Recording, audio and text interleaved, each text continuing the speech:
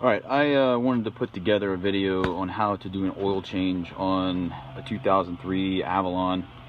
I'm pretty sure that these cars are all going to be pretty much the same from about 97 up to about 2005 or so.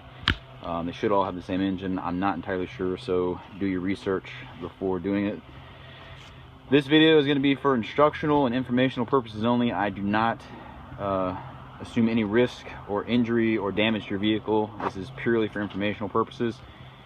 This is my 2003 Avalon XLS. It has been one of the best cars I've ever owned. Right now it's got about 171, and I think it's got 171,500 miles on it. It's been an absolutely excellent vehicle. I highly recommend it for anybody who's looking for a decent car for a good price, good used car. I've had it for about 2 years. It's been in our family for about 10. I bought it a pretty decent price from my father-in-law. So once again, I highly recommend these cars. They're very, very, very fuel efficient, very, very, very reliable, and relatively cheap to put parts on if you need to replace anything. So anyways, I'm gonna get started here, and we'll go through step by step on how to do an oil change on a 2003 Avalon. Okay, so an oil change, anybody can do it at home. Very simple. Getting oil and filter at an auto parts store is pretty cheap. What I usually do is I go into Advanced Auto Parts or any local auto parts store, look at the little leaflet, the little circular they have at the front door. Usually they'll have deals on oil. I think today I got 5 quarts of GTX and a Purelator filter for like $22.99, so it's not a bad deal. I do all my own oil changes just because I don't really trust a lot of these places here in town that, you know, they'll charge you $35 or $40 for an oil change, but you really don't know what they're doing to your car. I've seen in the past where the drain plug wasn't put all the way back in. Drain plugs have been stripped. Oil filters weren't properly put on, so they leak. Any number of things. Wrong amount of oil put in the engine as well, and that can be very, very bad. So I do all this stuff myself. Anyways, what you'll need to do this is 14mm socket, and this is a 3/8 drive ratchet, and just a standard oil filter removal tool. You can pick these up at auto parts stores, Sears, Craftsman has one. You can get it at Home Depot, Lowe's, any of those places. They're usually about $8, $10. This particular one is the smaller of the two. There's 2 sizes you can get. There's a small and a large, and then they also sell a little plastic one that goes on the end of the socket wrench. And they're pretty good, but they have a tendency, if whoever's done the oil change in the past, if they've over torqued the filter on there, it will crack the housing, the plastic housing on the removal tool you buy from the auto parts store. Usually it'll crack right where the ratchet meets the plastic removal tool. So sometimes you can get these things off by hand. People don't, you know, a lot of times they'll put them on just hand tight. A rule of thumb is usually just to seat it and then turn it another quarter turn to properly get it tightened down so it won't leak and won't strip. So anyways, those are the tools you need, and then you also need a drain pan just to catch the oil. This particular car holds, this engine holds 5 quarts per factory specs. So but double check that on your Toyota or whatever car you're deciding to do this on yourself, and make sure that you're putting in the proper amount of oil. All right, so we'll get started. So the first thing you want to do is just pop the hood. Once you get the hood opened up, this is the particular engine I've got, the V6 4 cam. It's a variable valve timing engine. Another thing you want to watch out when these engines is make sure that you do the timing belt in the recommended specs, because these are interference engines. So if you lose the timing belt while you're at speed, highway speeds, or anything, pretty much any speed, you basically are going to destroy the engine if you don't have a decent belt on there. Some people push their limits with them and they'll make them last forever. That's just pure luck. I've seen where a couple friends of mine did the same thing and have lost engines in their vehicles. So I think the recommended spec on this car is like 90,000 miles is when they recommend it. So just keep an eye on that. It's a good thing to think about. They'll also change the water pump and the coolant out when they do that job, so, and take a look at all the pulleys and everything. So it's a good idea to check that and just keep it up to date if you want to get your car to last a long time. All right, so the first thing I do usually is, I've driven the car for a few minutes. It's up to temp. It's been sitting out here for a little while. You're going to want to jack the vehicle up, obviously, so you can get enough clearance to get under there and remove the drain plug and everything. On this particular model, you can remove the oil filter, which is right behind the exhaust manifold right there, the little white circular thing there. You can reach it from the top on this particular vehicle. There's a lot of vehicles out there that they're kind of hidden. They can be behind the engine or underneath the engine or in very awkward spots. So this particular one is rather easy to do. It's easy to reach, so that's really a great thing. I like that a lot. Simplicity. So obviously you want to jack the vehicle up. I do not have any jack stands or ramps or anything here because when I moved about 4 months ago, I gave it all to my brother. Just didn't have enough room to carry everything with me. So what I've done here is I've just kind of driven the car up on my back patio. It's going to give me just enough room to get under there and get that drain plug out. But I highly recommend having a good set of jack stands and a jack. Don't use the jack that comes with the vehicle. They're not safe to be using if you're going to crawl under it. They're cheaply made. They're made specifically for only, taking the tire off the car and changing it if you're in an emergency on the roadside. Do not use the jack that comes with the vehicle to jack it up. Get yourself a good jack. You can get a good set of jack stands for about 60 bucks. Harbor Freight sells a good set. Most of the local auto parts stores have a good set you can get. But I don't ever recommend anyone ever using the factory car jack, when you're going to get under a vehicle. And you're also going to want to make sure that you chock the wheels with a block of wood or a brick or something to make sure that your parking brake is set and the car is in park. Once again, this video is for informational purposes only. So if you damage your vehicle or you get hurt in the midst of doing this job yourself, I assume no liability. So like I said, this is for informational purposes only. So anyways, now that we have the car kind of where we want it, I can get under there. I've checked I've got enough clearance to get in there and get the plug out. I'm just going to want to remove the drain plug, the filler cap. Set that off to the side, make sure that it's where you won't forget it when you fill up the oil and put it back, to where you're driving the car again. So next thing you do is get under there, get under the car here, and we're going to remove the drain plug. I apologize for the awkwardness of this position I'm in right now. It's under a car. So all right, so we got our drain pan positioned under our oil pan right here. This is the oil pan, for those of you who've never done this before. And the plug that you're going to remove is right here on the back side. It's a 14mm bolt. I've been told that all Toyotas use a 14mm bolt for their drain plug. I'm not entirely sure if that information is correct 100%, but particularly this one in particular is a 14mm. So take your socket wrench, 14mm socket wrench or socket with a 3/8 drive ratchet, and we're going to remove that drain plug.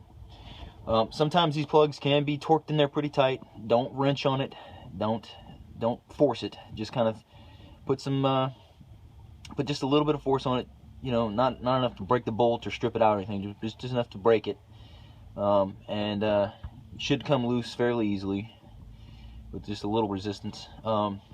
And once you get the drain plug, what I usually do is I'll spin it out. I'll put pressure on the plug with my fingers, pushing it inward as I unscrew it.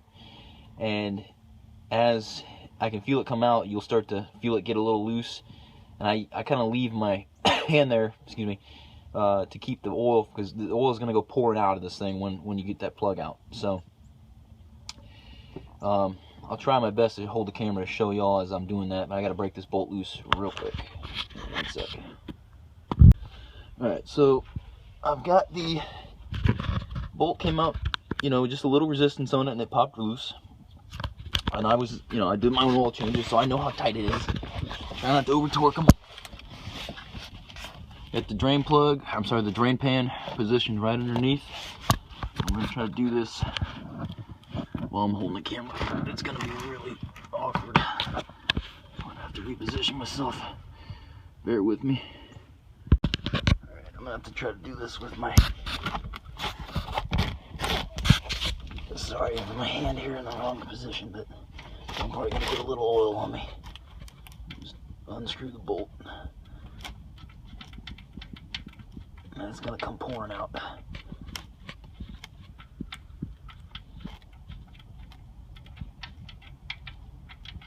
There we go. Alright, so you'll see the oil, drain out. And we're just gonna let that drain all the way out. And when it starts to drip, I'll let it, drip for a minute or so, and then we'll put the plug back in. That's a key step. Remember to put the plug back in before you put the oil in the vehicle.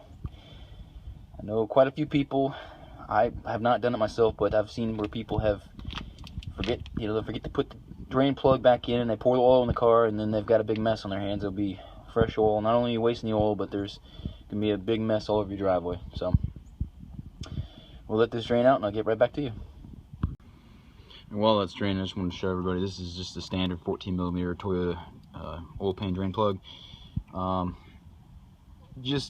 When you pull this thing out, I usually just wipe it down, wipe the threads down, get any dirt, debris, sand, whatever's on there off. They'll have a gasket on there. I usually don't replace it. In fact, I've never replaced the gasket. They say that you should. It's like a metal crush gasket. I believe it's made out of aluminum, if I'm not mistaken. But I've always just left this existing gasket on here. I've never had a problem with it leaking or anything like that. But if you feel like you need to go get a gasket, you can go to the Toyota dealership and probably get a bag for a couple dollars of them. Just take a look when you pull it out and see. These have a magnetized end to them. It's designed to catch metal shavings or anything like that in the engine, as it goes on. And you just want to keep an eye on that when you pull it out to change the oil, just to check, because if there's any metal shavings on here, a little bit's all right, but a lot means you've probably got some kind of internal issue. But if it's clean and clear like this one, you're good to go. So you don't have any issues. Alright, so I'm gonna go ahead and put this thing's finished draining. I'm gonna go ahead and put this plug back in the pan. You want to screw it in by hand. Don't use a wrench. Screw it in finger tight, and then put a little torque on it. Not too much, just a little bit, just to keep it from leaking, keep the screw from backing out. So I'm not gonna have a video of that. That's a pretty self-explanatory thing, and it's too awkward holding the camera. So I'm gonna put that back in, and we'll go back on to the next step. Alright, got the drain plug back in. I got it torqued down a little bit. The next step that I like to do, this next step is you want to position. You're gonna have to get this oil filter off, which is right there, the white round thing. There's probably half a pint or so, quarter pint of oil that sits in that filter, and it's going to drain out all over the ground when you pull it off. All the Toyotas I've seen have the filter is vertical or semi-horizontal, like this one. It is at an angle, so the oil is going to spill out of here and onto the ground. So what I do is take a cardboard box or something that you can throw away, and just lay that underneath the car, and position your drain pan so that you can try to catch most of this stuff, so that you don't have a huge mess when you're done pulling that filter off. This oil definitely needed to be changed. I put a lot of miles on my car for work. I have about a 65 mile commute round trip every day for work, so I put quite a few miles a month on my car. I changed the oil in this car probably 2 months ago. It was about 168K, somewhere around that. I'm at 171 now, so it was definitely due. The oil, another thing you want to kind of look at when you do your oil is, and I apologize for the lighting out here, it's kind of cloudy today, but the oil is going to look black when you pull it out. That's burnt, spent oil.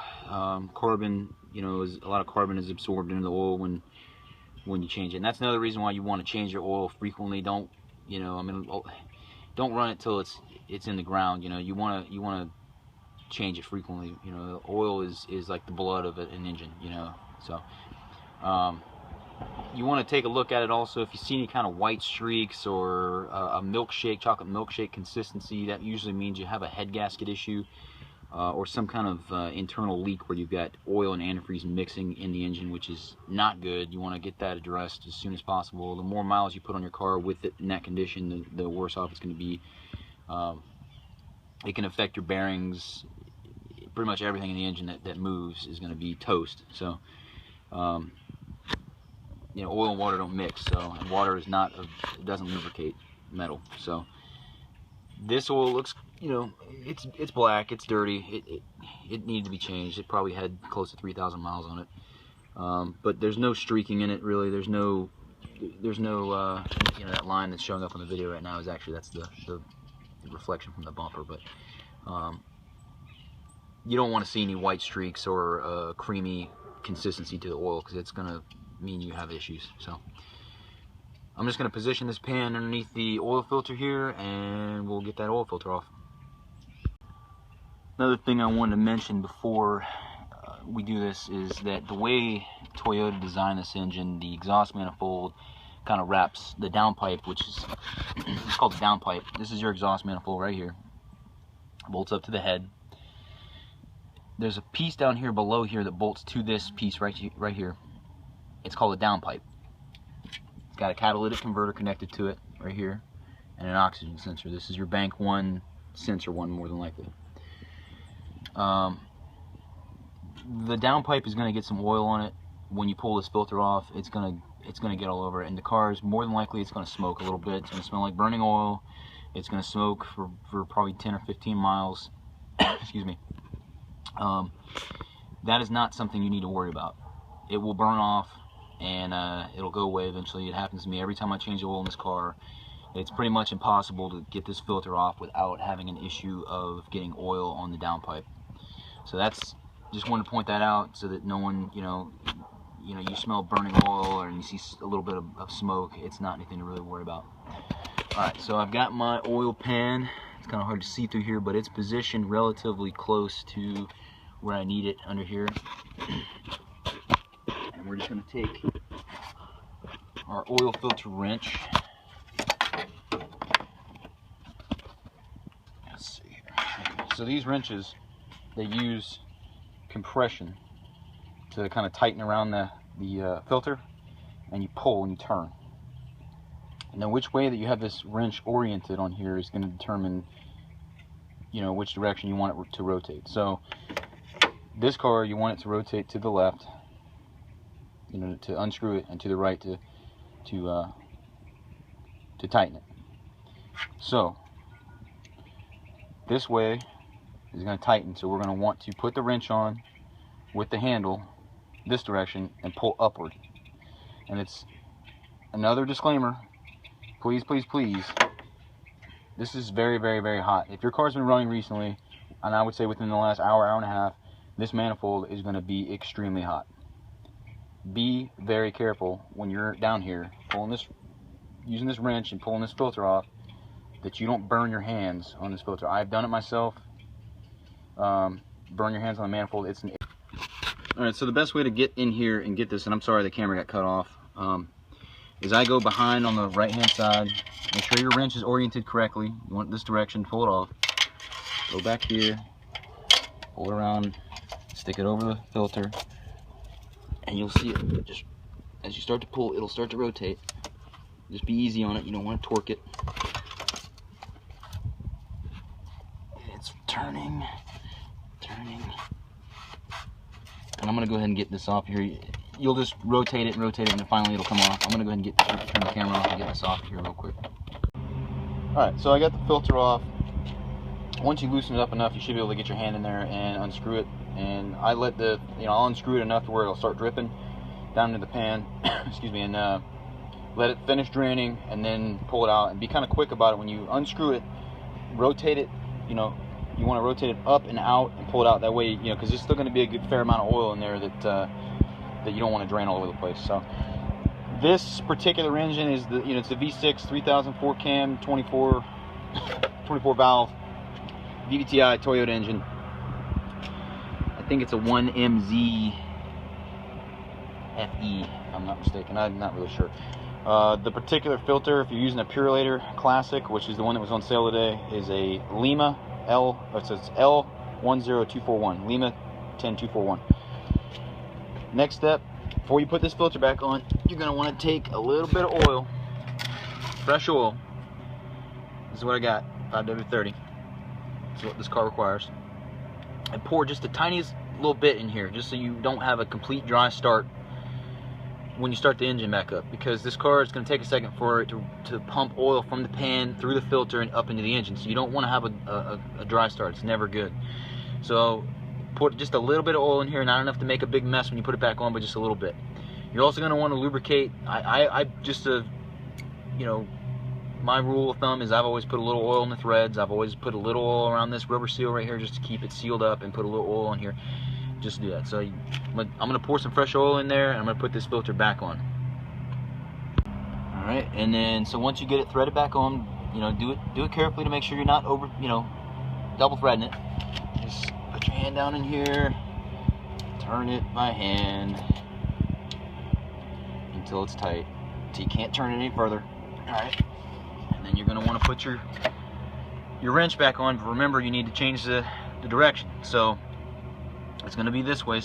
Alright, so just need to fill the engine back up with oil. Remember, this car takes 5 quarts, so this particular engine takes 5 quarts of oil. You can buy 5 quarts. That's what I had on sale today, was 5 quarts of oil and a filter for $22.99. You're just going to fill it up here, and your fill plug here. Just make sure you don't do a big mess there, and that's about it. That's an oil change on your car. So we'll fill it up, and we'll start her up and make sure everything's working right. Alright, so now that I've put the oil in the engine, I'm just going to put the cap back on it, tighten that down, and we're going to start this thing up. You just want to make sure that it doesn't sound funny or anything else is going on with it. Make sure that you don't have any leaks.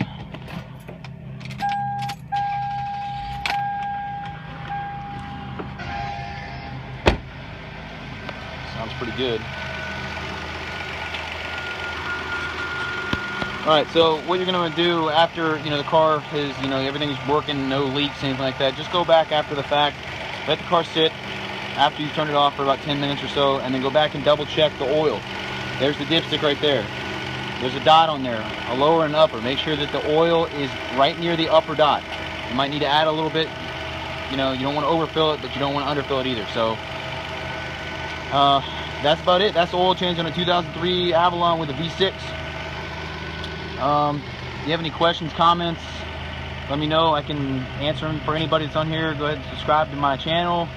I'm going to try to do other videos as well on other vehicles that I own, just to try to get more information out there for the DIY people who like to be like me, want to cheap and save, you know, be cheap and save money. So